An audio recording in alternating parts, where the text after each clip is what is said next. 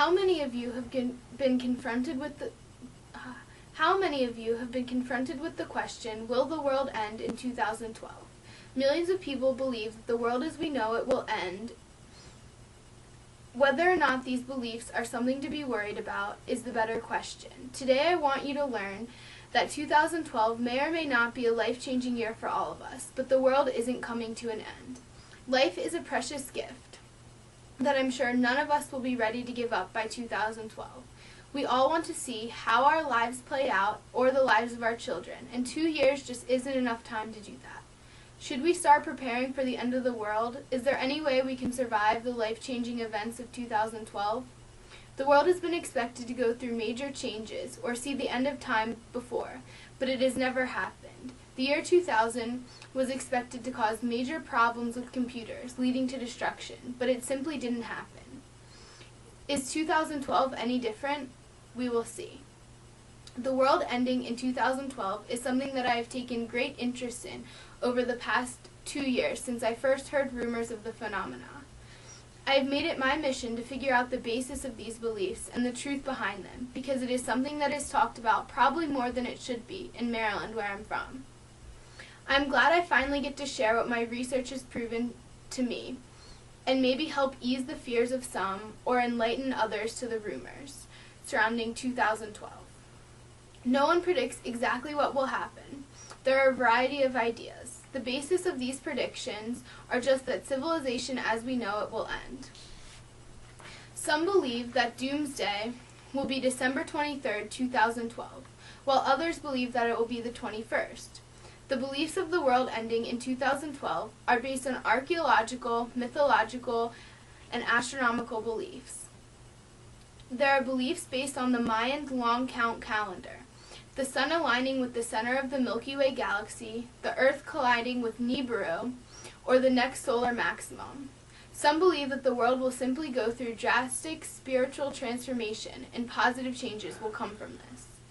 All of these beliefs surfaced and developed starting in 1966, when Michael Coe published his book, The Maya. Terence McKenna, a metaphysical scholar, really helped the prophecy move forward, but it is important to note that he was known to be under the influence of hallucinogens during this time. He stated that the womb of the planet has reached its finite limits and that the human species has now, without choice, begun the descent down the birth canal of collective transformation towards something right around the corner and nearly completely unimaginable. Most people who believe in the world ending in 2012 base their beliefs off the Mayan long count calendar, but Mayanist scholars have dismissed those beliefs. Mayanist scholars say that the predictions of impending doom are not found in any of the existing classic Mayan accounts. The modern Maya do not consider the date significant, and the classical sources on the subject are scarce and contradictory. According to them, the date means nothing other than the end of the current cycle of time. There will be no cataclysmic events. The long count Mayan calendar simply ends in December 2012 because it is the end of a 5,125-year cycle. Don't you think that if the Mayans really intended to predict the end of the world, they would have made their predictions clear and concise? Susan Milbrath, curator of Latin American art and archaeology at the Florida Museum of Natural History, stated that we have no record or knowledge that the Maya would think the world would come to an end in 2012. For the ancient Maya, it was a huge celebration to make it to the end of a whole cycle, says Sandra Noble, the executive director of the Foundation for the Advancement of Mesoamerican Studies. She also says that people who promote December 23rd, 2012 as doomsday are doing so because it is a way for them to cash in. This is proven by the fact that there are entire businesses devoted to the survival of 2012, like Survival Warehouse that sells freeze-dried food supplies. The movie 2012 is also proof of this. Willis Andrews V, director of Tulane University Middle American Research Institute, says that there will be another cycle. The Maya thought that there was one before this, and that implies they were comfortable with the idea of another one after this. Astronomers and other scientists have also dismissed beliefs of the end of the world coming in 2012. NASA has compared fears about 2012 to the Y2K bug of the late 1990s. None of the proposed ideas have been accepted by mainstream scholarship. One doomsday theory says that Planet X, or Nibiru, a black hole, will collide or pass by Earth. The original prediction started this was supposed to happen in 2003, but when that year passed, it was changed to 2012. Astronomers say that if such an object was actually as close as it is said to be from the Earth, that it would be visible to anyone in the night sky. Another doomsday idea is based on the geomagnetic reversal, supported by the idea that the Earth's magnetic field is weakening, which would cause the reversal of the north and south magnetic poles. While scientists believe that the Earth is overdue for geomagnetic reversal, it is a fact that reversals take up to 5,000 years to complete and do not start on a specific date.